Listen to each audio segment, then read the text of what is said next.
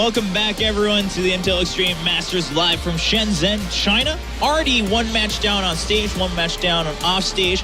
New guests here on the desk. We've just got all sorts of variation and diversity going on here in China. Yeah, of course, man. It's I'm happy to be on the desk with you again. I think the last time we were actually able to talk StarCraft in this type of environment was a long time ago, Mr. Schober. We were sitting on a couch wearing flowers and white trousers. That's true. It was a fun time. We were much more fashionable back then, I would say. Yeah, I think we lost a lot of our our flair. Our flair. Roddy's still got it going though. It's Roddy's own style. Roddy, like if you ever look at the commentator's average look, it's always brought higher because of what Rotterdam wears. That's true. It's just a given. Yeah.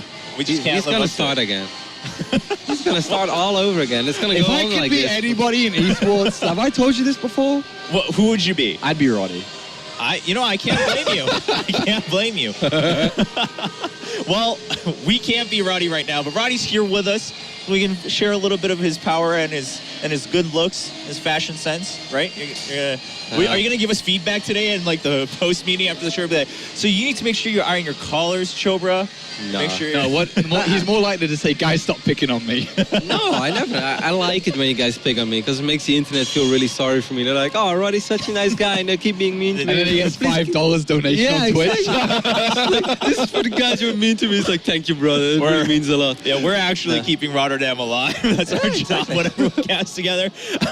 Just bring it on, man. Like, I'll take the pity donations. All right. Hey, whatever floats your boat. If you can own it, you can definitely run with it. Now, on stage, though, while we're having a little bit of a good time back here, we just had a quick talk with Losira. I mean, he's coming and he's like, yeah, I felt like a 6 pool. I felt like it would work.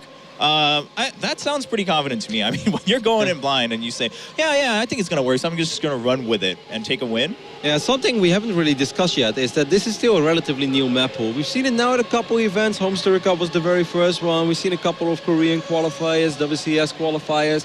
But still, this map pool is still A, very fresh, and B, it's very wild. Like some of these maps, you know, in the past, yeah, we had a new map pool, but just kind of look at it and you're like... They're very similar. Yeah, exactly. Like, they're all the same. These maps, they're not the same. There are certain builds that are considered the meta that are default losses on some of these maps. You know, think of Dash Terminal, think of Reaper Expand. You just can't do that stuff. So I really think we're going to see some crazy stuff over the next few days. Yeah. And a couple of these guys, they probably have just looked at it. It's like, new map. It's gonna go CC first. I kind of feel like it, and then they're gonna play risky. We're gonna see crazy stuff. It's actually gonna be super fun. There's definitely, in a certain way, it's like a new game or a new patch comes out, and then it's like whoever learns it the fastest is gonna have a slight edge, and that's definitely can come into play, especially with some of the players that are on the same team.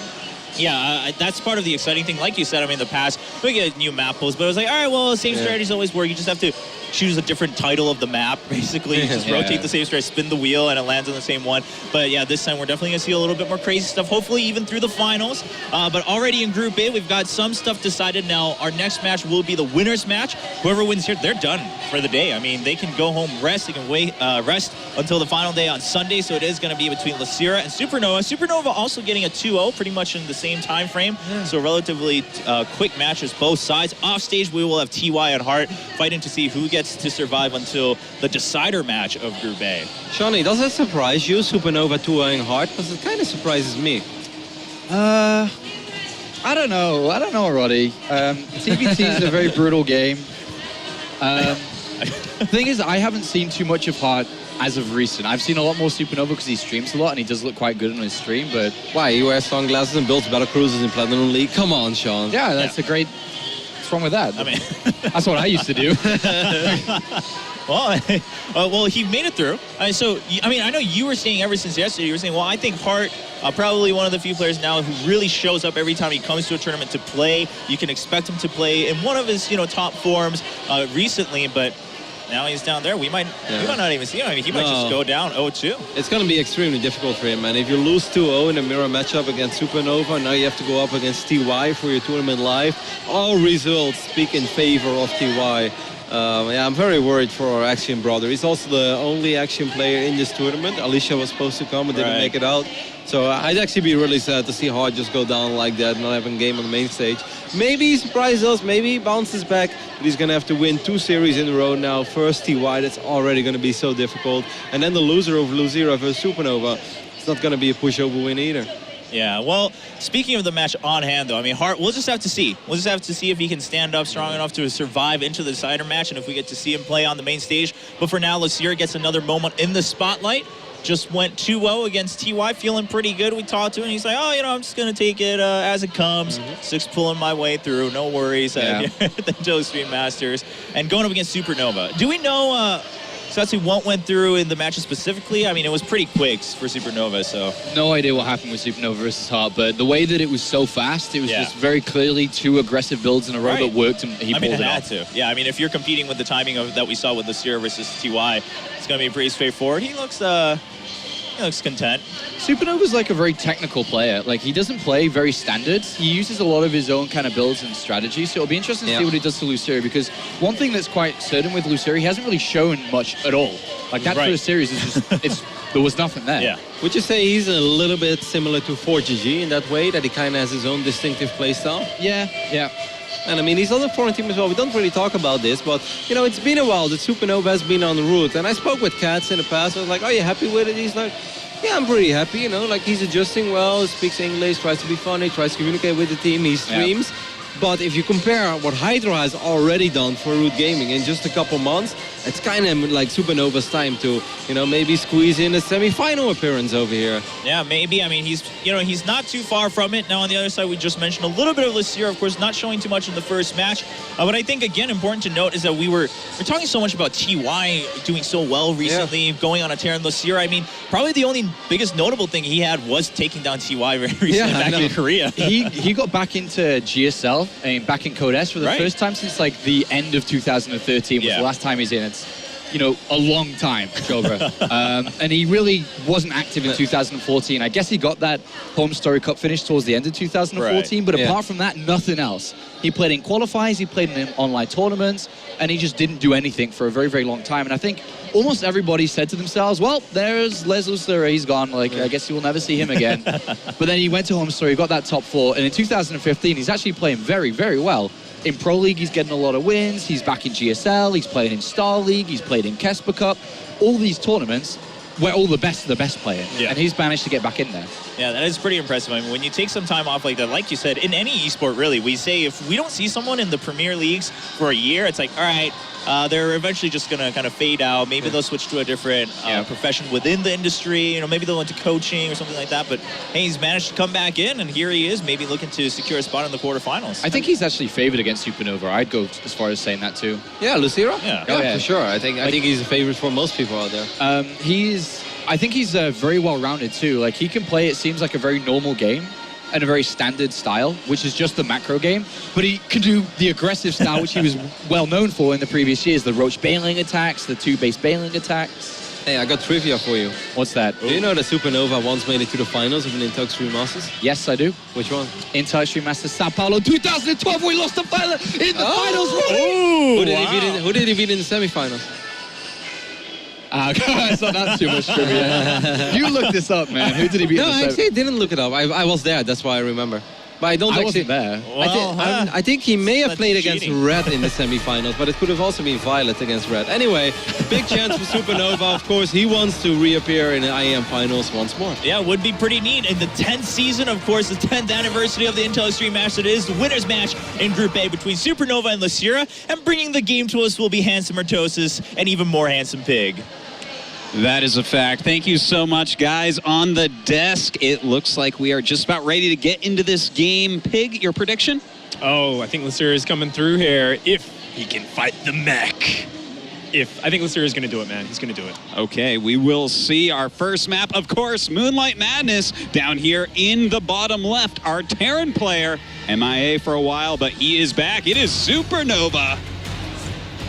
Powerful Terran player from the past, hoping to make his comeback run here. Yeah, I think he could do it, but we'll talk about that in a second. Up here in the top right, coming back this year very strongly, a Zerg from the past as well. He is Losira. Looking very focused, going after that first place in this group. Both of these guys have had a pretty easy first games, or very decisive, I should say. Not necessarily easy, but everything seemed to go right for them so far. You know, I'm not surprised that Supernova beat Hart, even though Roddy was surprised, because this guy is very oftentimes a mech player, isn't he, Big? Oh, yeah. he's been doing it for a while. You know, he's been at the point when everyone in Korea was like, mech's not viable. He was there. He was doing his mech for such a long time. Against those swarm hosts, he'd attack right through those things. This guy was like one of those 150 supply mech attackers. It was he was very fun to watch because very few players could actually play that style. It was really, really interesting how he did it. Yeah, most players, they feel, you know, well, if you lose one fight, you push out too early, it's too dangerous. And he was like, you know what? You might have locusts there for a unit. Guess what? I don't care about minerals. I'm playing mech. I'm just going to use Hellbats as free units. And such a strong player, man. He just goes in there and plays it out. And this is actually a very interesting map for mech because, I mean, this is Moonlight Madness. And Madness is a pretty important part of this map because it's crazy. There's destructible rocks everywhere, and I mean, once it gets to that later 3-base or later stage, there's 2 big avenues to attack the Terran, which really is unique to this map pool. Well, I have to ask you then, do you think that mech could be viable here for Supernova? Because to be honest, he hasn't been playing in that much. He's been doing like a lot of online cups and whatnot. He does stream. I've caught that from time to time, but that doesn't necessarily tell us how he likes to play in the most competitive matches. You know, it doesn't. And this map, because he plays such an aggressive style of mech, often pushing so hard, maybe he can just feel like, I don't care if there's ways you can attack me. I'm going to be the one attacking you. I'm going to be the aggressor. Maybe he feels that way, but interestingly enough, looking at his opening, he's come out with this SCV scout, but notice he's taken a very late gas, and we're going to see him go for one of the greediest openings. He's going Command Center first, and he's going to actually be dropping a fast factory, I believe. No, he doesn't have time to squeeze a 3rd command center in there, but it is a very economic opening, and he's just going to be going from there and seeing what he can do. You know, he's scouted through Losira's base, and he feels very safe right now. Yeah, as he should. Looks like Losira taking it a little bit slow here as well. Now, I do want to point something out, because a lot of us are like, oh, Supernova, he hasn't really done anything lately. Okay, yes, that's true, but let's think back to when Terran was, like, really weak. He was one of only 3 people that kept qualifying for GSL Code S every time. And if you think back to before that, I mean, he was one of the best Terrans in the world for a very long time. So I think we might be slightly underestimating this guy here. I think he's got a good shot, and already we are seeing a fascinating opening out of him. That is his 3rd gas geyser at just 5 minutes. Now, Terran players normally take their gas very late, especially in this matchup, and I'm thinking, are we going to see like a 2-port Banshee? Are we going to see like a 3 factory build? What could he possibly be using all this gas for? I would do anything to see 2-port Banshee, man. That is the ultimate cheesy build right there. But, you know, I think he's probably going to head towards mech. It looks here like he very well could be going for Banshees as well. But really, that's where we've seen Supernova shine in the past, because he does have such a different style of mech. You know, he's kind of like a polar opposite of someone like Gumiho, I would say, who oftentimes will play, you know, the 58-minute game. Yeah, we won't be seeing any mass Ravens from Supernova. No. It's all right, guys. The schedule won't be ruined for today. Of course, the meta's changed a lot recently, and looking at Losira's production tab, we can see his lair is about to finish. Now, this is a really cool build. This is basically the fastest possible Mutalisk rush you can do. His Zergling speed was skipped. He's only just getting it now, and he's going to be dropping a Spire very soon. Of course, he's mistimed his gas just a little bit, so it's a little bit late, but he's still going to have very fast Mutalisks off this opening, and that's great against a mech player. It allows you to really shut down their harassment. The fast medevac we actually see here from Supernova is really fascinating. Yeah, with the siege tanks and stuff. That's, you know what? Neat. You can actually reach across the gap and shoot down their destructible rocks. So he's going to lock the bases apart and then maybe elevate it down from there and isolate one of Losira's bases. Oh man, shoot across the gap, you say? Well, if Apollo is here, he'd say he better mind that gap, because that is going to be something that can slow him down a little bit, but the Mutas will be able to clean it up relatively quickly. They will be great, but because of that little bit of the delay on the Spire, it might be a bit difficult. Look at this. He's just going to drop down. Oh, there's actually this ledge I completely forgot about. That is a cool bit of harassment coming out here, and even building a bunker. Man. And the Spire is right there. Oh, man. And look at this. In the meantime, Supernova grabbing 2 armories. Definitely going to be going for mech here. His 3rd command's going to be made as well. This is really annoying, especially if he can kill that Spire off. That's what it's all about right now. These queens, they need to try and shut this down before that Spire gets killed. If that Spire gets killed, Losira's whole build is in tatters. Yeah. And look at this beautiful pullback of the siege tank there. Supernova. Oh, man. No more high ground vision. As that Overlord goes down, Losira cannot see the medevac. He can't do anything with these queens there right now. Look at this Spire. It's getting very, very low right now. He's trying to move a Spine Crawler up, trying to move his queens forward as well. Doesn't have any transfusions on those queens right there, so it looks like he should be losing the Spire, but not before getting some Mutalisks out. You know, it's a nice bit of damage for Supernova, but he does lose the tank. He does have to get out of here now. With the Mutalisks out, Losira is going to be feeling okay with how this went. Yeah. And I think it might even stabilize. Might be like, you know, he's taken a bit of a hit, but considering he's going up against Mech, he might not even want to rebuild the Spire. Yeah, that's a very good point, because if you do stay on Mutas, that can be very, very hard against a lot of Thors. But you know what? Pig, ask me if I would trade a Siege tank for a Spire.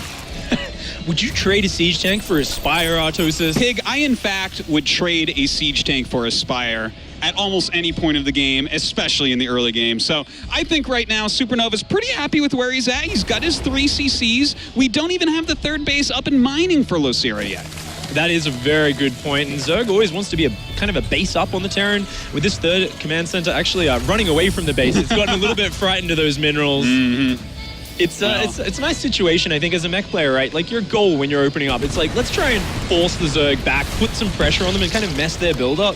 And I feel like Zerg players, if they get to this stage of the game, they don't feel really comfortable where they are. It's very hard to judge. Like, how soon could that mech push come? Am I going to be ready for it? Can I get the Vipers out in time? Or do I just have to mass Roach? Like, how do I deal with it from this situation? Yeah, and I think it's especially hard against Supernova, and this may not be in Losira's mind. You know, pro gamers don't watch as many VODs as commentators, for instance, so he might not be sitting here thinking, oh yeah, Supernova likes very aggressive mech builds where he attacks a lot quicker than other players. So that is something that definitely could hurt him. He might be powering up way too hard, and Supernova rolls out with a lot of Hellbats. Yes, at this point, we actually only just see the Infestation and Hydrodan transition. Now, this is where it gets interesting, though. As these rocks go down, can Losira use that mobility advantage? Obviously, not really staying on the Ling Muta, but even having this small squad, it is going to make it a lot harder for Supernova to defend. We see him actually starting to build walls on the left-hand side. But look at this, the base is completely bare, and he's going to lose a lot of SCVs to these Zerglings. Well, this is some very nice harassment coming in. A Siege Tank does come down. Some more Vikings as well. The Siege Tank looks like it will be picked off. Anytime you can pick off a Siege Tank for a few Zerglings, that is an insanely good deal. Oh, yeah. You don't want those units in the late game. There's going to be Hellbats and tanks everywhere. If you can take out a trade now, that's awesome. And that Hive actually starting up now for Losira is going to be heading most likely for that Roach, Hydra, Viper. A very solid composition. If not to kill the Terran, at least to push their armies back, to abduct those Siege Tanks, to cover everything in green, gooey, blinding clouds. Well, right now the Mutalisks being bruised up quite heavily. Looks like we only have 4 Mutalisks left on the map, so he doesn't really have to worry about anti-air, although we did have that Spire rebuilt. Oh wait, no, he actually canceled it, never mind, so he doesn't have that Spire. He did start it at one point, but doesn't have to worry, I guess, about any more switches into air for a little bit, and that is definitely something you don't want to have on your mind as a mech player. It's one of those things which often is underestimated, the power of the Mutaswap, but just the fear of it. It forces so many more missile turrets, so many more Vikings just out by default. And of course, that's something you don't want to have to worry about. If you can just get a massive siege tanks, even with blinding clouds, you've just got such a huge spread. The Roach Hydra becomes very inefficient. Now, Losira has kind of pumped out some units. He's going to get some map control here, poke around this way and that, but notice he still doesn't really have a 4th base mining. So Losira doesn't have an endless bank behind this. These units, he has to be efficient with them. Well, he is seeing what he can do in here. We don't see any burrow upgrades yet, or any burrow movement upgrades, which probably I imagine we'd see later if he's going to stay on this type of tech for a while. But he's really focusing now on that melee attack. I'm pretty interested in that, Pig. Tell me about it. Those melee upgrades are going to be fantastic for the Ultra Tech down the line, but it does soften your army in this mid-game phase. We've talked about how Supernova likes to do those aggressive pushes, and if he is planning to do that, sure, he's got a 4th command center, but he will be doing it lining up with 2-2. We can see they're both getting past halfway right around now, so in the next couple of minutes, that will be a very strong push, and Losira, he might be able to squeeze some Ultralisks out in time, but realistically, if we look at his bank, it's not going to be a lot. It's going to be a small trickle at first. He's going to be very focused on just the Roach Hydra Viper, and lacking those attack upgrades could hurt him in the fights. Yeah, it certainly could. So kind of interesting to see. We do have 2-2 finishing up for our mech player Supernova rather quickly here, and he's adding a couple Stargates now. So looks like he's going more into that end game type of mech composition. He's already at that 160 supply, which is oftentimes where he attacks from, but I don't think he's going for an attack right now. doesn't look like it. And I believe we've seen this evolution in mech over the last 6 months or so. A lot of players feeling if they can get to those Ravens, and often in the Korean meta with players like Innovation going straight for battle cruisers, skipping the Ravens entirely. But if they can get those late game energy efficient starport units, then that can be a really cool way to play. And it looks like Supernova's heading down that path. He's just hunkering down right now. And Losira's Roach Hydra army, notice if he doesn't actually get a chance to trade these units soon, once Terran maxes out, that Roach Hydra army is not going to be very effective. Yeah, I can get erased pretty quickly. Looks like he is starting to poke in here at the front. A nice yank on one of those tanks, but it looks like we're going to have the Vipers being taken out by these Flying Vikings. Meanwhile, he is pushing through, trying to get a trade here, but mostly just getting supply depots so far. Well, you know, killing some Hellbats is nice, but losing a lot of heavy gas units in these Hydras, and he's going to be remaxing on Roaches, interestingly enough. Pulling back now. He actually cancels 35 Roaches, not caring too much about the lava efficiency there. Losira says, wait a second, it's Ultralisk time. But when you lose those Vipers, it's so hard because they get a 200 gas each. And look at this, we want 3-3 starting. We've got a double Spire. Suddenly, look at the supply, 130 supply with only 600 gas in the bank. Yeah. Losira's kind of realized, like, I actually can't fight right now. I need to just invest in the late game. But that means I'm just going to be building Queens now, trying to squeeze out a few Ultralisks. And he's actually, he's down in supply. He doesn't have the gas to remax. Yeah, that was a really wasteful attack. I'm okay with him throwing away a little bit of supply. He needs to open up some supply. You can't be that heavy on Roach Hydra at this point, but he's thrown away so much. The fact that he's having such a hard time maxing out with a good composition, it's going to be hard to break through here. This army just kind of poking slowly at first, starting to clear that creep. Supernova playing very cautiously, not wanting to get overextended, getting flanked by Ultralisks would be a very easy and silly way for him to lose this game. But he's going to eliminate a base there, and with some nice siege tank placement on the high ground, defending this counterattack very, very, very well. Well, looks like he is hitting the front. This base, oh no, 3 Ultras popping out here, losing 3 Ultras like that. What a waste for Losira. Very unlucky where those popped out. Oh, and that's so nasty. You know, having to wait for this engagement has really allowed Supernova to get position because Losira wasn't ready. He couldn't engage in the open, and notice there's all these tight corridors around, which Supernova with this ranged mech army, he can really abuse against the melee-based Ultralisk Zergling army of Losira. Well, 6 more Ultras on the way. Another lane counterattack going off. No bunkers or anything of the sort, not even a Widow Mine to speak of over here, so he has to come down with his units. Definitely a nice move there from Losira to slow him down a bit. So many workers killed there. 25 going down just for some Zerglings. That's really great. Look at that, splitting the army up. These siege tanks got forgotten about. Blinding Clouds going down. The Ultralisks are going to clean them all up. And he might not even lose a single Ultralisk in the process. This is a really, really good trade for Losira.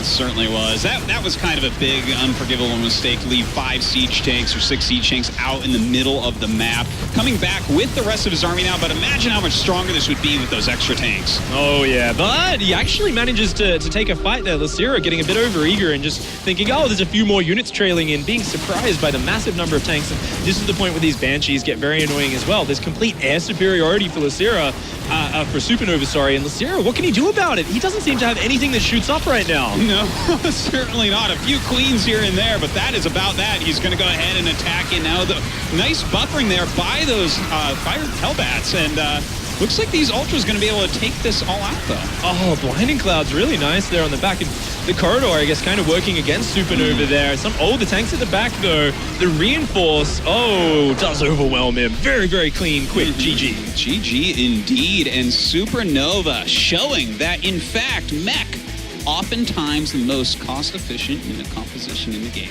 Oh, I didn't know that, Dan. Thank you so much. I think that might actually help me level up my play. Yeah, so maybe I should swap to Terran and I could get up that ladder. Well, what do you think? Where did Losira really go wrong there?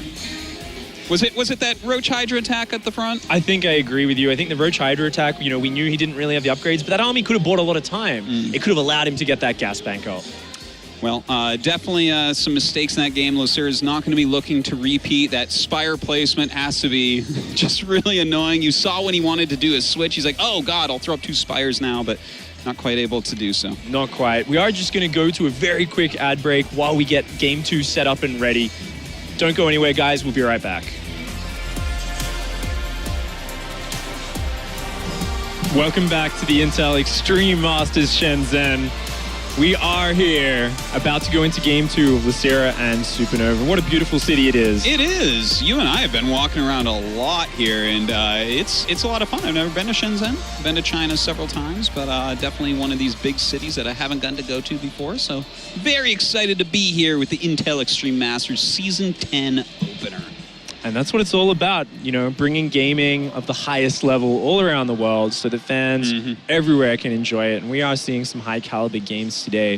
Of course, about to hop into Game 2, and it is going to be on Cactus Valley. Another ZVT, Supernova looking very, very focused there, very happy with how that game went. Losira maybe a little bit shaken up. Yeah, you know, there were a few mistakes here and there, throwing away pieces of his army. But, you know, Supernova going for his mech type style. Definitely had a nice start there, taking out the Spire as well. So, I think that's going to shake you up a little bit as the Zerg player. I mean, you can say, oh, the Roach Hydra attack was a little bit wasteful, but when you lose your Spire like that, we were just saying how the game sense can get thrown off. It gets very scary, and you can maybe be anticipating, well, Supernova loves to push fast. We've got to be ready for it. But he surprises you. He sits back, and you get a bit overeager, and suddenly you're in a very bad position. Well, this is it, guys. Game number 2. This is the winner's match. If Supernova wins here, he goes directly to the bracket, something I think a lot of people weren't expecting.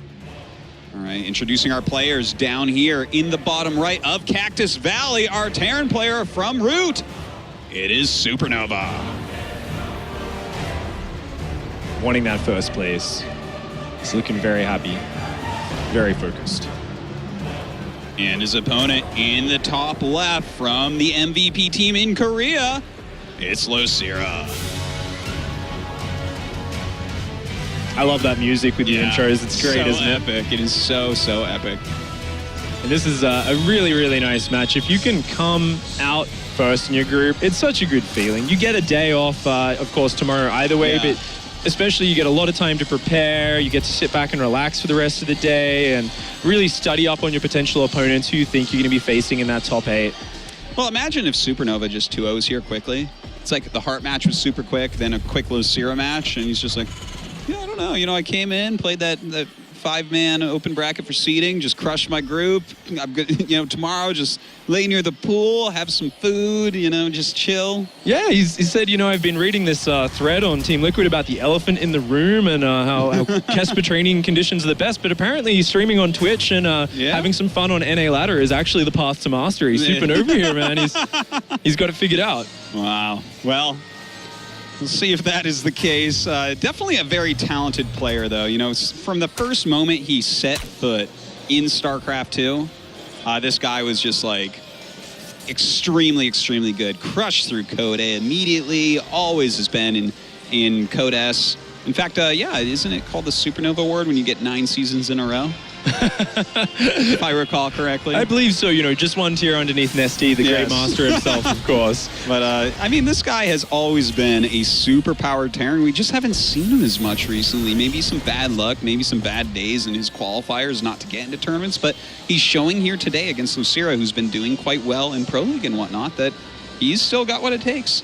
It is a very cool story to see when a player can get kind of feeling like they're fading away a little bit, but when they can start to come back and make a big showing at a tournament, it suddenly revitalizes their confidence, their career, everything. Teams are interested in picking them up. Of course, Supernova currently, you know, very happy on Root Gaming. And interestingly up here, just a very standard opening build order for Losira. He's gone for the fast gas after the hatchery, so he's going to have that very quick Zergling speed, no tricky super quick Mutalisks this game, and we're going to see how it plays out. Of course, Cactus Valley, you know, it's an odd map, especially in these cross spawns. I feel like it's actually quite good for Zerg. It takes a really long time to get across there.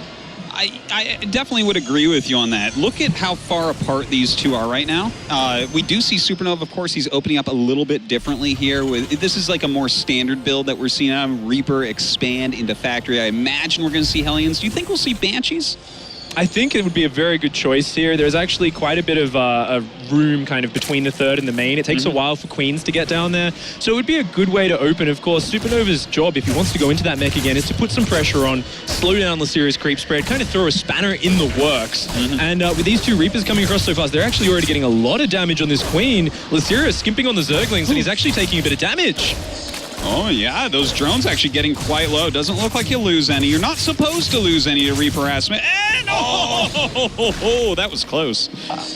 So close to losing that Reaper, but does get out of there, and that's really annoying as the Zerg player when the Terran's just kind of pulling you around, forcing you to build those 4 crawlers, wasting mining time. Does interrupt your build a little bit, and we do see just a fast third command center, but the Reaper Hellion follow-up pressure is always very strong, always very powerful, and Losira is going to need to be really on top of that. Another 2 drones actually going down just then. Wow, that's actually a big deal. You're really not supposed to be losing drones to Reaper openings, especially when you're this far apart from your opponent, so a little bit of a misplay here from Losira for sure. It's always a little bit hard when you start off with that slow opening, because look at it, no creep spread, really just starting now. Oh, if those Reapers could actually, jumping right into a Zergling trap. Oh my god, these Reapers, they keep living with like 1 health. Pretty crazy, keep those alive, but it's very important because he's actually not going for Hellions right now. He's building siege tanks. Wow. And that's pretty, I like this. Okay, let me explain to you why I like this. Supernova, he likes his mech. That's what we see him do most of the time. By getting these early siege tanks with that 3rd command, he might be gearing up for one of these quicker pushes with mech. I don't think you want to go into as long a game with mech on this map. It's just so long. Like, how are you ever... Losira should be able to get infinity economy if he tries to go for this super long mech. So I would actually really appreciate it here if Supernova went for one of those very fast timing pushes that he used to be so known for. And there's quite a few very nice ledges you can abuse around the potential 3rd, 4th base location. So that can really pay off with those sort of 11, 12-minute pressures. Of course, with the 3rd command center, it's not going to be an absolutely this must-do damage sort of situation. And if we think about your understanding of Losira, if I was in Supernova's shoes, I'd always be on the lookout for any sort of all-in attack. I'd always be thinking, this is Losira, this is the guy who loves to crash banelings into your natural expansion. There's going to be roaches like popping out of proxy hatches and things, so why not play safe? Especially after that first game, he's probably feeling very confident, and he's going to play the slightly more conservative opening. Absolutely, I really like what you're saying there, Pig. Definitely Losira is someone that is not afraid of making some Banes and Roaches early on to snap up a win, but looks like he will be going for a relatively quick Spire here, going for that 3rd base as well. The Banshee's going to be nice there. Is he going to be able to snipe that Overlord down? It looks like he will just barely kill that. Well, I guess from the other side. But Speedling's coming in to go after these Marines. That is very annoying for Supernova. Oh, that's such a nice little pickup. Just getting a nice little trade there. Of course, the double armory going down for Supernova. We know where he's heading with this game. And Losira, after being slowed down at the start, he's gone for this kind of 2-base muta build, but it's not the fastest of mutas. It's not very threatening. It's more of a defensive play. So I really like Supernova's position, actually. Even though it's cross map, it's going to be harder to push. If he plays that patient style again, I think it's a good position to be in. Well, cool. We'll see how he ends up doing with that. How much damage can he truly get done here, though? You know, this is a little bit delayed for the timing of these 4 Hellions.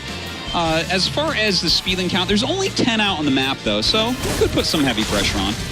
Yeah, ooh, even a Hellbat Morph. Okay, going to go for the hatchery. That's going to put on some really big damage. And, you know, with a Banshee going into the main at the same time, even though Mutalisks technically counter these units, they might not have enough time. And so, we see Zerglings being forced in, a lot of them going down very quickly. The Hellbats here, they're really something that just wants to do damage. They want to throw the Zerg off. And look at this, drones running away, Queen's starting to go down. The Banshee in the main is picking off drone after drone at the same time. This is looking really, really nice for Supernova. Yeah, it certainly is. Not quite microing that Banshee right now, but you know what? I think that this was pretty effective overall. Really cost him a lot of drones and a lot of mining time. Kept those mutas back as well, so he's going to have his turrets up, he's going to have a Thor out, he's going to have some Vikings out. I don't see this counter with mutas, this counter harassment, really doing much. When are the mutas even going to get across the map? Hellions running in again, Banshee's coming in again. The Banshee from the main already got out of there. Discontinued damage. This is a nightmare for a Zerg. If you get your production stopped for a little bit, it's a pain, but this is dragging on and on and on, and there's just no mining happening on this 3rd. So Losira, realizing this, he's actually dropped a Nidus network. He's building roaches. He's saying, I am too far behind right now. I got to do something crazy to get back in this. And because Supernova delayed his production so much, do you think this could work, Artosis? You know, I think it comes down to, does he build like a depot on the side of his base? Does he check for this? Because it has potential to work here. Will it work? I don't know, man. It seems like already Losira's taken so much damage, but here we go. He's going to get that up, and he has Roach Speed about to finish. Roach is already popping out. Supernova knows where it is, sending his SCVs up, but that's going to be too late. Oh, no. You know, the Vikings can't do anything here. He does have, I believe, a single Banshee, but there's Mutas here. And the Siege Tanks is on the high ground, going down to the Roaches already. Oh, Supernova trying to block with SCVs, but these Roaches, there's just too many of them.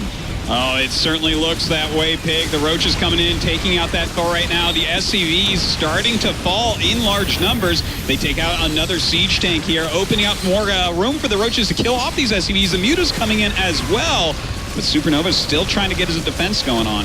Oh, the Mutaverse Viking battle is so important here. If he can take out those Mutas, and it looks like he will just be able to, the Banshees now will eventually be able to get rid of these Roaches. And considering how much Losira committed to this, I think this might actually be a decent hold for Supernova. The Nidus Worm going down, if he can just stabilize here, I think he's still got a good shot in this game.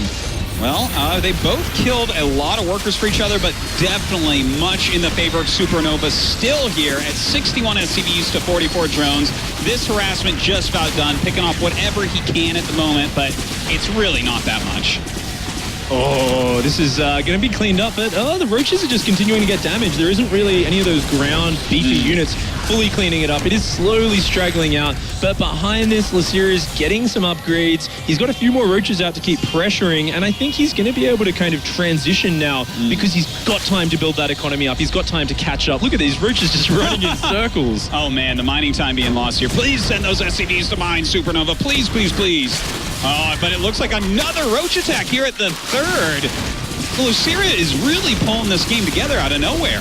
Oh, it's looking really, very nice right now. And of course, the Infestation Pit going down. There's going to be a Hive starting after that. Vipers coming out. And look at Terran production. There's no add-ons left. They're all being killed. They're just rebuilding now. Only now being able to restart that mech production. We know what mech's like. Mech cannot rebuild quickly.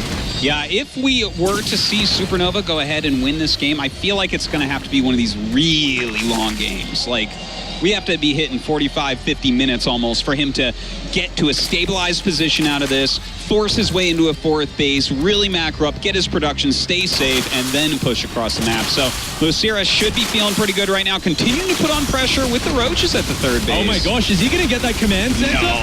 Oh my...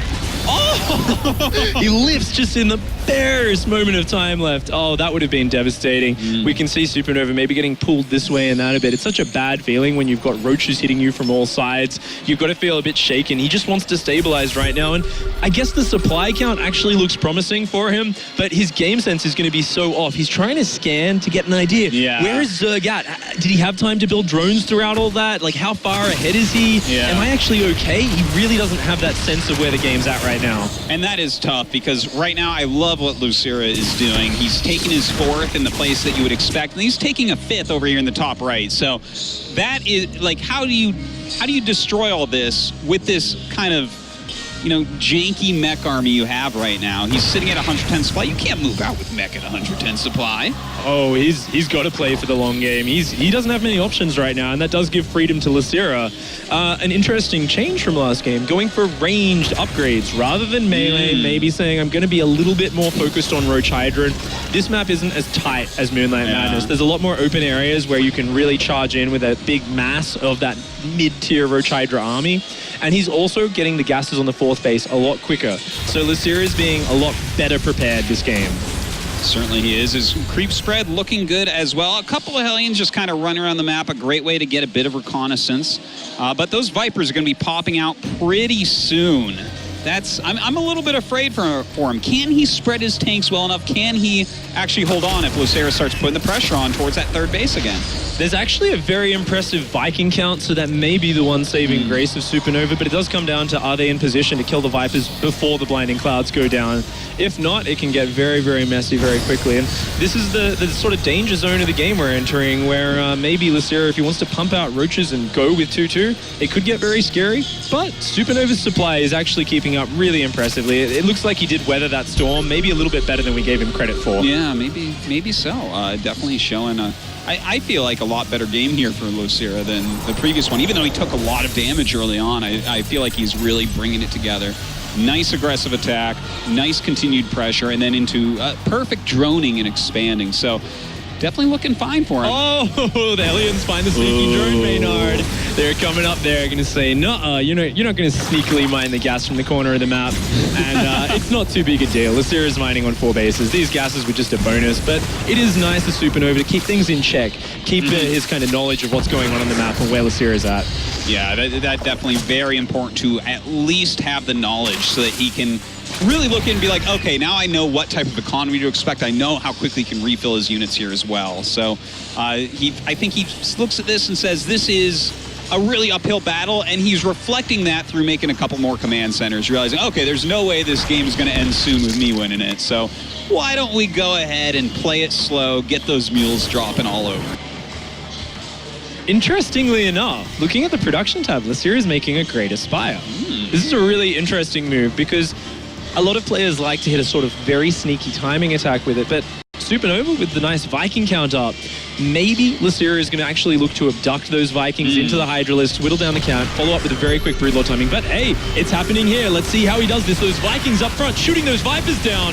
Oh man, and 1 Blinding Cloud does go down, 2 go down here, 3 go down, and it looks like most of these tanks unable to shoot at the moment, so the Roach Hydra's starting to peel through everything. Some more siege tanks siege up on the high ground, but a couple siege tanks are not enough to clean all this up. Oh, no Overseers though. The Banshees are starting to get a lot of damage done, but the mech army is getting destroyed here, and it's a lot harder to rebuild that rather than that Roach Hydra. Losira has 90 drones behind this, and look at that. This time, he doesn't commit the whole army. Yeah. He realizes when he's done his damage, pulls out, saves some of those expensive Hydras. A really nice attack. Absolutely a wonderful trade for Losira. Anytime you can reset the siege tank count, like as long as mech has a backbone of siege tanks, it's hard to actually kill them off. But when you reset that, they have to remake it or your ground army can kill them. So I love that move there by Losira, and Supernova has to be looking at it and saying, you know, here's another few minutes on my counter if I'm going to win this. Another Remax on Roach Hydra, coming down, trying to take as many good trades as he can, but the Banshee's actually killing these Hydras before they can really do a lot. Supernova hanging on very valiantly right now, and really, when you Remax on Roach Hydra, it's a very odd move. Not a lot of players do this, and the reason is those units do get worse later and later on, so he needs to try and find an opportunity to do damage straight away, and interestingly, those Broodlords we were talking about not happening, just starting upgrades, getting a second Spire. What we might see is kind of protracted Roach Hydra multi-prong into a Mutalisk swap. Yeah, you know, I think the reason why he remaxed that, he said, you know what, I killed 9 or 10 siege tanks there. Maybe I can just kill him straight up, but as you said, you know, Supernova, he has those Banshees out, able to help clean up very, very quickly. Still has quite a few siege tanks. I don't see any Vipers. There they are, coming in quite late, in fact, and 1 Blinding Cloud does go off, getting a couple siege tanks, so that's pretty good, but this is still going to be cleaned up with relative ease. Oh, look at this, the mass Overseer coming in, but they die. Only 1 Banshee goes down, and suddenly all the Hydras are gone. He's lost 5 Overseers, which is actually a lot of money going down. This really, really cool. I'm just not going to let you have detection in the fight. It's just working so well. Oh, and nice little Roach counterattack here, but Supernova's hanging on very well, really not leaving the holes that Losira needs. Yeah, some true mech mastery coming up here despite all the damage he took in those first few attacks from Losira. And even now starting to push up, saying, you know what, I'm going to take out this 5th base right now. And if he can get that and get out with those units, that puts him in a very nice spot. It really does, and the creep spread isn't actually extending to this portion of the map, so he might even be able to just easily get his whole army out of there. A small Roach Hydra force coming in, the tank's not even bothering to siege, maybe a bit of a mistake there. Really, I feel like he probably should have been on the high ground, just, you know, cross your T's, dot your I's in case this happens, but it looks like these will come up here. The Banshee's going to fly down to help deal with it. I don't see any anti-air here, so that's going to be a lot of dead Roaches. Oh, and he could even still go up and kill the hatchery potentially. Supernova's just realizing, hey, let's just keep rallying across the map, maybe being a little bit too cavalier with these siege tanks. These siege tanks are expensive, and Losira can afford to throw these Roaches away. Supernova can't afford to lose all these tanks. No, certainly cannot. Continue to run away here, trying to save this last siege tank. The Roach is chasing him down, though. In the meantime, I believe the Banshees are coming back as well to clear that out. And it looks like a lot of Hydras being made. Such a bizarre choice. He's just going mass Hydralist to try and counter this Banshee Viking airplay. But without the detection, we've seen there's a big problem there. He needs to get those Infestors out for that detection. He needs the fungal growth. It's the only way to counteract this mass Viking Banshee play. So a little bit of an odd choice from Losira. Needs to find the solution to this sooner rather than later. Well, looks like right now we do have these Banshees and Vikings going back up towards Losira's 5th base, up in the top right. They are going to be able to take that out, but it looks like oh my god, the Vikings could be caught by these Hydras, but luckily for them, those Hellions taking one for the team. Oh yeah, those Vikings going down would be disastrous right now. These Banshees actually look like they are going to get trapped. The Hydra's coming in, going to get the punish on. Oh, some nice creep spread, speeding up those Hydras. 2 Banshees do go down. Well, looks like he will get out with a couple of them, which is nice. He did kill the base, which is good. In the meantime, he is taking another base as well. I mean, where do you put this game at right now? It's so hard to judge who's ahead, who's behind. Yeah. Supernova's expanding so fast. He can afford to actually take these cost-inefficient trades. He's got so many factories, so many starports constantly pumping out units. So this is just, it's a really, really unique style of mech. As soon as he feels he's given room to breathe, Supernova stops caring so much about being cost-efficient, very quickly starts limiting the Zerg. And I think that's a really hard skill to have, to know when you can swap between those two attitudes of mech. And it's just a very, very nice way of doing it. Certainly is. One Banshee hiding there, just out of range. In the meantime, a lot of Hellions coming in. The drones do get out in time. And in fact, he goes for a chase instead of targeting down that already hurt hatchery, so won't really get too much damage done here. This is such a bad time for you to get pulled around as Zerg. You want to be going across. You want to be trading with this mid-tier army. We still see no melee upgrades, so it looks like an eventual Muta transition is the plan, but there's just no money in the bank for it yet. So Losira needs to keep making this Roach Hydra composition work right now.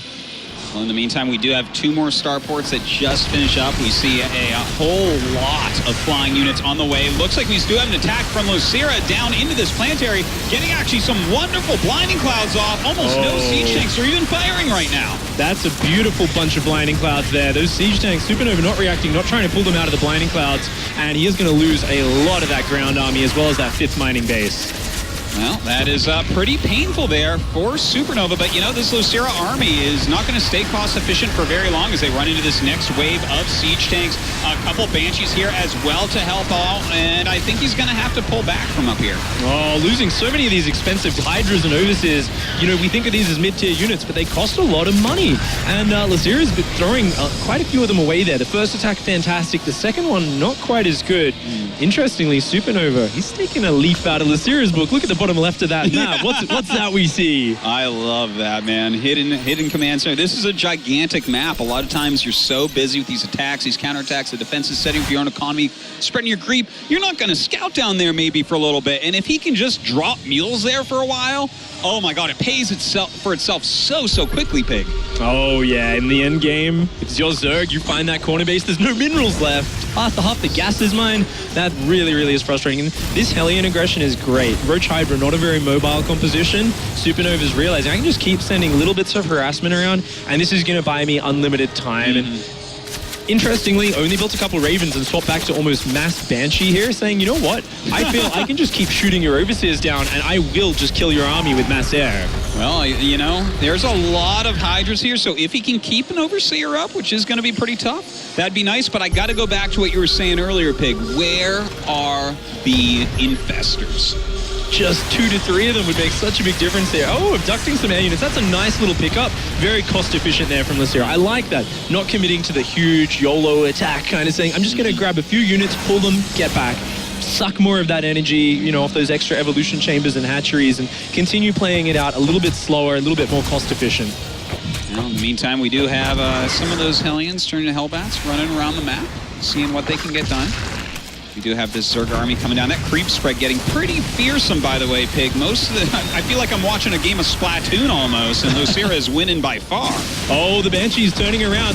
The mech army looks like it's trapped, but really it's the Hydras walking to the trap until those Overseers come in. Oh, that was a lot of Banshees going down right there. Absolutely brutal on the air army of Supernova, but he maintains his siege tank count. It's time, Dan. The Muta swap is happening. He feels, I've done it. I've killed enough of your air units. You're going to be rebuilding those Banshees, rebuilding those Ravens, rebuilding those siege tanks. Guess what? I'm swapping into mass Mutalisk. And we were saying this map's so huge. Look at this. Supernova can't get a 5th base down other than this hidden one. He's not mining gas there. He's getting starved out. And now with Mutalisks, even if they can't fight the army front on, they're just going to deny bases. You have to chase those mutas for days. You're never going to kill all those. How are you going to kill all those? You're never going to kill all those. It's not going to happen, man. I mean, you got Siege Tanks, you got SCVs, you got Hellbats. If you look at the units tab, we've got 7 Vikings and 2 Ravens. That's not enough anti-air. He has 3-2 upgrades on these mutas, just to put that in perspective. Those are some scary mutas flying in right now. GG from Supernova, realizing absolutely no, he does not have anything to counter a ball of 30 mutas at that point in the game. Powerful game. I think that was, so far, of course, the best game of the day. Yeah, that was a good one. Not like it had to beat too many to get there, but it was great, you know. You really think it was better than the 6 pool from Losira? Oh, you know, That was a pretty good game, It's a close match. There was a little bit more decision-making this one, so it beat it out just barely. Well, some valiant efforts there from both players. I was actually really impressed by both sides that game, I have to say. I thought that Supernova, he defended really well and then came back through harassment quite well. Like some really hard situations in which he held on and made it into a game. But at the end of the day, Losira with that Mutalisk tech switch does nail that one home and still hoping to advance in first place in this group. Do we know what the third map is yet? I'm not quite sure. Of course, we're almost always seeing Moonlight Madness banned. We actually saw that get played out in game 1 of this series. So I'm wondering, we might see Terraform is very, very common in the current picks, as is Coda. However, Losira, knowing Supernova's tendency for mech, may have vetoed out Coda, knowing it's a very strong mech map. Definitely could see that. Well, we'll see in just a moment, guys, as we get into game number 3. By the way, make sure you get out there and talk about the Intel Extreme Masters on all your various social medias and whatnot. This is a fantastic tournament down here. We have quite a stacked lineup, and it's the beginning of Season 10. That is 10 years of the Intel Extreme Masters. Very few tournaments have lasted that long. It's a testament to just how good this tournament has been, giving gamers from all over the world an opportunity. You know, the first event I ever went to when I was a young eager newbie was an Intel Extreme Masters in 2011 back in China, actually. Yeah. And that was kind of what lit my flame for esports, you know. 4 years later, I'm pretty much, my life is StarCraft. I love coming to these events. It's always the highlight of my year. Indeed. And it's great to have it going once again. So it looks like our next map here is going to be Terraform. What do you think about this map in Terran vs. Zerg? Terraform's a very interesting map. I feel like this is a map where these guys might show some things I haven't really had the chance to see yet. I have had a chance to ladder quite a lot of games on these new maps, but generally what we notice in Terraform is pool first is very common because the Reaper gets to your base very quickly. We saw Losira do that in the first game, play very safe against the Reapers. Past that point, it can be relatively standard. It's a very typical layout in some regards, but what's very interesting is the sort of spiraling terrain with these narrow corridors and these hedges and these destructible rocks in the center of the map. You get some really interesting weird army movements, and things like threatening base trade to buy time is very awkward to deal with, because even if you've got the superior army, their army can always rotate the opposite direction of yours, and it's very hard to both push their army back and get across the map at the same time. Yeah, kind of. Now that you mention it like that, kind of reminds me of like Neoplanet S or something like that, where it's like, well, the rotation of this map is really bizarre. So we'll see what they want to do about that. Do you think we'll see mech here again from Supernova? I think this map works for mech actually quite well. I think with the early aggression, you can maybe get a bit of tempo. And thinking about Supernova's mindset, you've got to be confident from that game too, of course. He was really bullying him around in the early game. So I think if he goes into this and just plays the similar sort of style, he'll be feeling very confident. Excellent. Well, looks like we are just about ready to get this game started, guys. It's tied up 1-1 in the winner match of Group A. Whoever wins this map will move on to that bracket phase of the tournament. Let's go ahead and start the game. Down here in the bottom right of Terraform, our Terran player from Root, it is Supernova.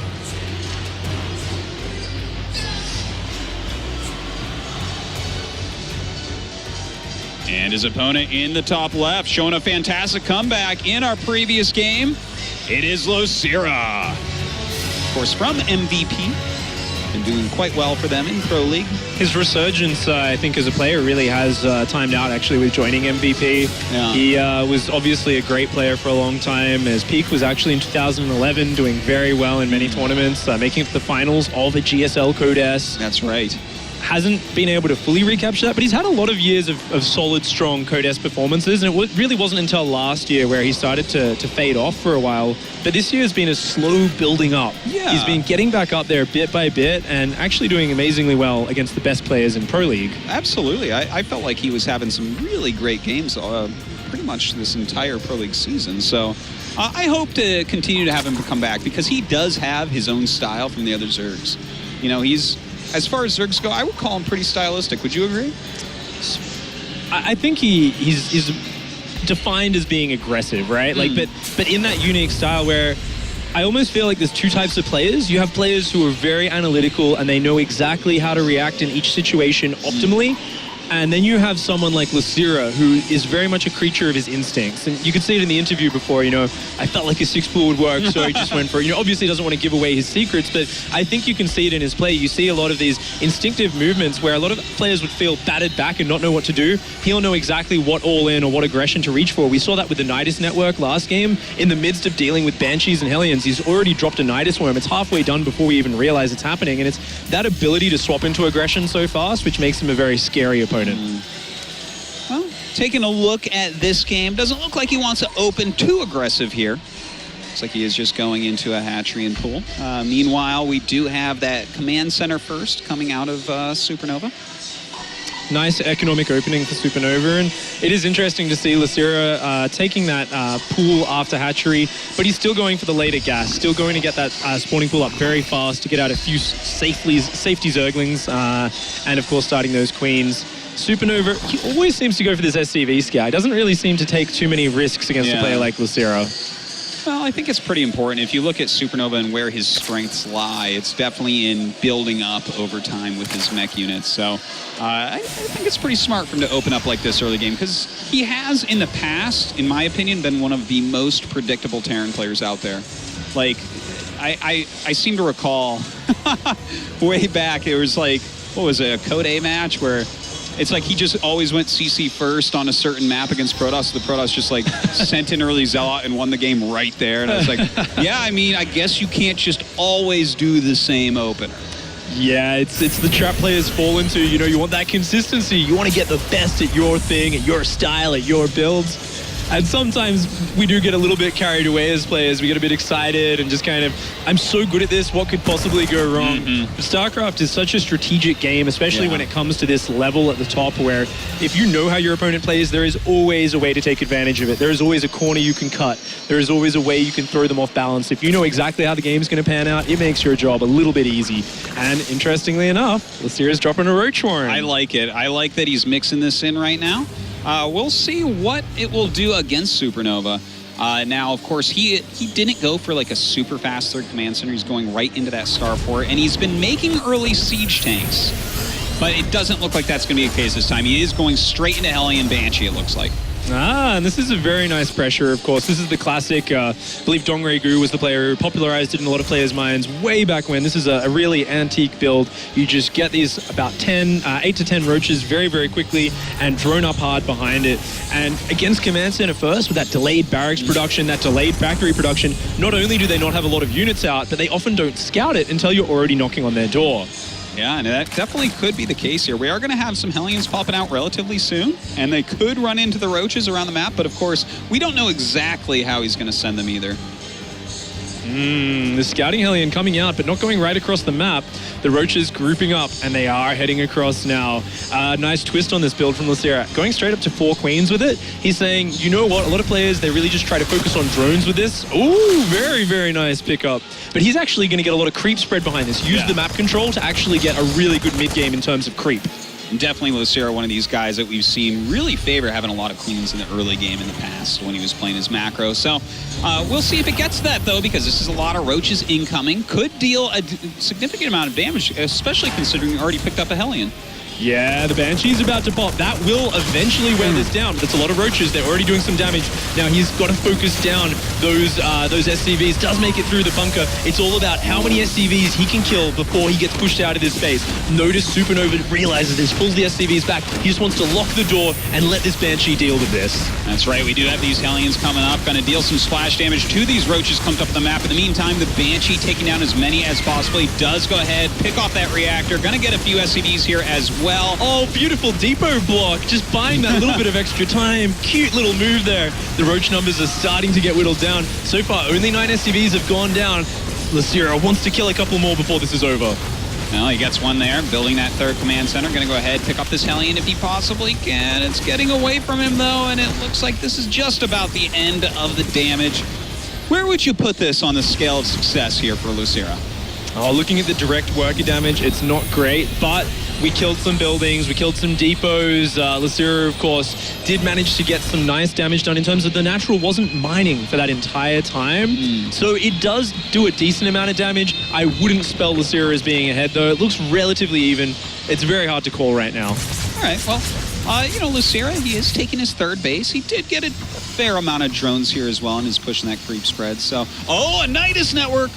Oh, a great Wasn't way. expecting that. He doesn't want to go into that late mech game again. He had such a frustrating time closing it out last game. And this map, not as good as Cactus for those counterattacks, that multi-prong. So he's really looking to commit to this. Just the single evolution chamber going. And, can these Banshees possibly scout this Nidus network? I don't know if they will. He put some really well-placed spore crawlers here, and he has a decent amount of queens. I think that this is really going to catch Supernova off guard. I think he's going to look at this and say, okay, you're going to go into, just a bunch of roaches, probably some hydras, and we're going to play that same type of game again. But that is not the case, and he has nothing scouting the side of his base. Oh, the same mistake from the previous game. Oh, this is going to be so much more devastating. After taking that roach damage earlier, the pressure's been off Losira. He's feeling comfortable here. And look at this. Oh, even a Banshee going down. That is really, really powerful. The SCV's being pulled too late here. Oh, Supernova knows he's in trouble. Yeah, this is absolutely brutal. Looks like he will get this Nidus because he does have this cloak Banshee there, but that is a lot of roaches and speed and +1 attack in his base. Oh, this is so painful.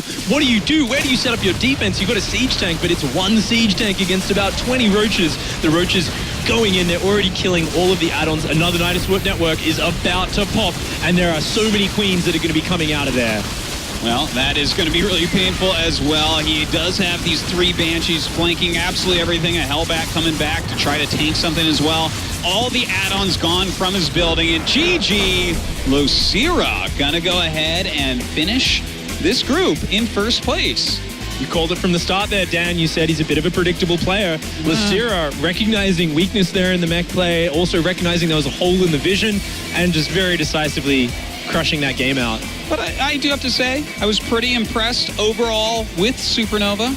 And I'm wondering, Rotterdam was saying he was thinking it was very Losira favored. But Rotterdam, what do you think now? Do you think now? We'll just go right off of that. I don't think it was very Losira favorite. It was obviously a pretty close series. I think the boys called it very well, but it was an interesting series.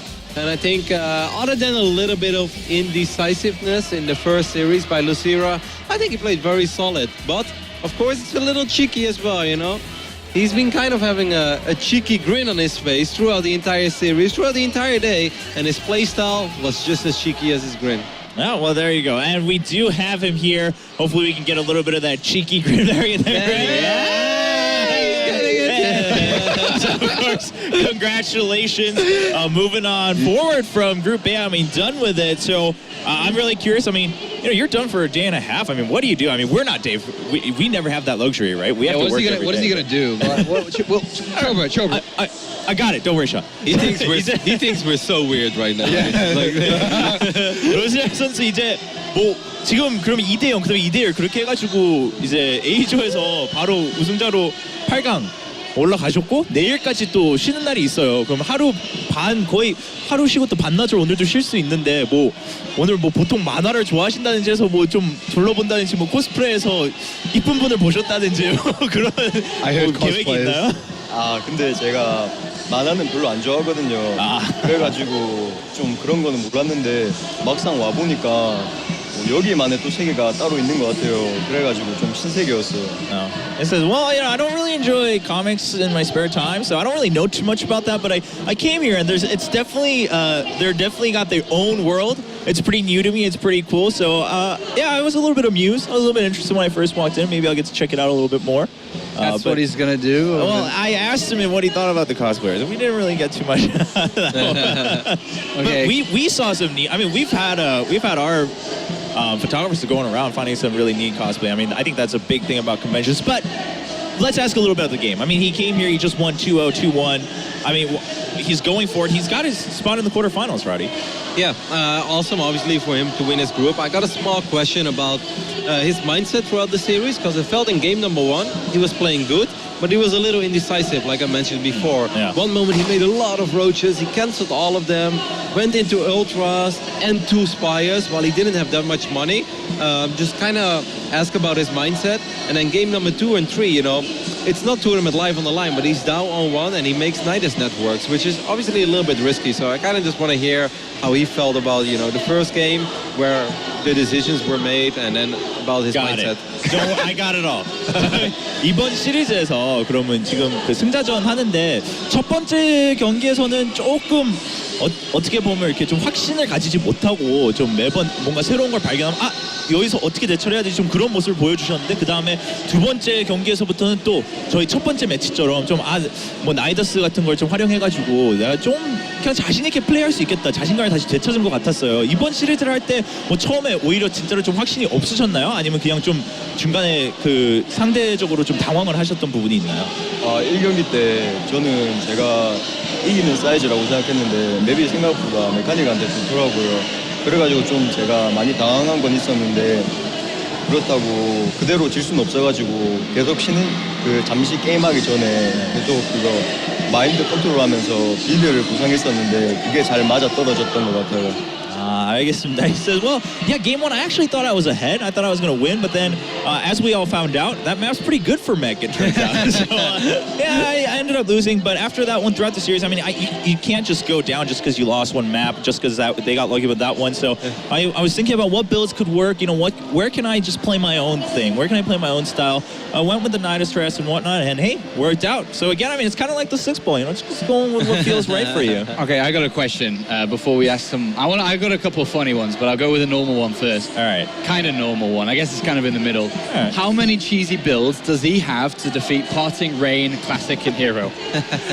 이번 대회에 뭐 원희삭 선수 파팅도 있고 클래식, 히어로, 뭐 레인 이런 선수들 다 있는데 그 선수들 만약 다 상대해야 된다면 이번 대회를 위해서 치즈를 얼만큼 많이 준비하셨나요? 근데 그건 진짜 꿈도 꾸기 싫을 것 같아요. I don't even want to ever dream about that scenario where I have to play all 4 of those. So hopefully I don't have enough prepared, because I don't want to be in that scenario. Well, that's his answer. Okay. Okay. So Losira, Kangho, Losira. Why did he go back to Losira? Was he pressured by friends? No. Did he cave into the community? That's a good one. 이번에는 아이디 관련해서 질문을 하고 싶은데, 처음에 로시라로 했다가 그냥 다시 캉호 아이디를 쓰셨다가 최근에 다시 또 로시라로 바꾸셨는데 뭐 그 특별한 이유가 있으셨나요? 뭐 주위에서 그런 뭐 제한이 있었다든지. 그런 건 아니었고요. 그냥 처음에 제 이름으로 바꾸고 나서 나름대로의 그 방송에서 보여줬다는 그런 것도 있고, 이제 제가 좀 텀이 있었어요. 바꾸기 전 기간 동안. 그래가지고 그때 동안 이제 다시 초심으로 돌아가서 열심히 연습하자는 마인드로 이제 아이디를 바꾸게 된 것 같아요. They said, well, I switched to my name as my ID, and I thought, I had some showing there. It will, I had some records that will stay there with my name, so I got to kind of set that in stone. And then I decided before I switched back to Losira, I really wanted to go back to my original beginnings, back to my roots, start from the bottom up. So I said, let's go back to my original ID, Losira. Let's start from the start again, see how far I can go. And here he is, going into the quarterfinals. Would he credit his recent turnaround of success in his career to changing his ID back? Alright. 그러면 최근에 다시 이제 좀 좋은 성적을 거두시는 게 로스라로 바꾸었기 때문에 그런 마인드가 더 생길 수 있었다고 생각하시나요? 어떻게 보면 그것도 그렇게 볼 수 있는 게, 제가 그 아이디로 바꾸고 나서 다시 이제 초심으로 열심히 하기 시작했거든요. 네, 그래가지고 그 열심히 하게 된 원동력이 그렇게 됐다고 생각하기 때문에 어느 정도 연관이 있는 것 같아요. 그러니까 선수로서도 그러면 그게 게임을 할 때 좀 영향이 진짜 있나 봐요. 게임을 할 때 내가 지금 로시라로 게임을 한다든지 아니면 캉오로 게임을 한다든지. 네, 마음가짐 자체가 틀려지는 것 같아요. And he said, yeah, you know, I think we could credit it a little bit to that. You know, as a gamer, when you sit in that booth, it does affect you when you think of, am I playing as Losira? Am I playing as Kangho? When I look at my ID Losira, I look back and I say, well, that's GSL final, that's MLG a name with a lot of final. history. Yeah. Yeah. it's got a lot of reputation behind it. So I'm going to go back to the start, you know, starting from the bottom and then climbing back up here. Now he's in the quarterfinals. Pretty good place to be.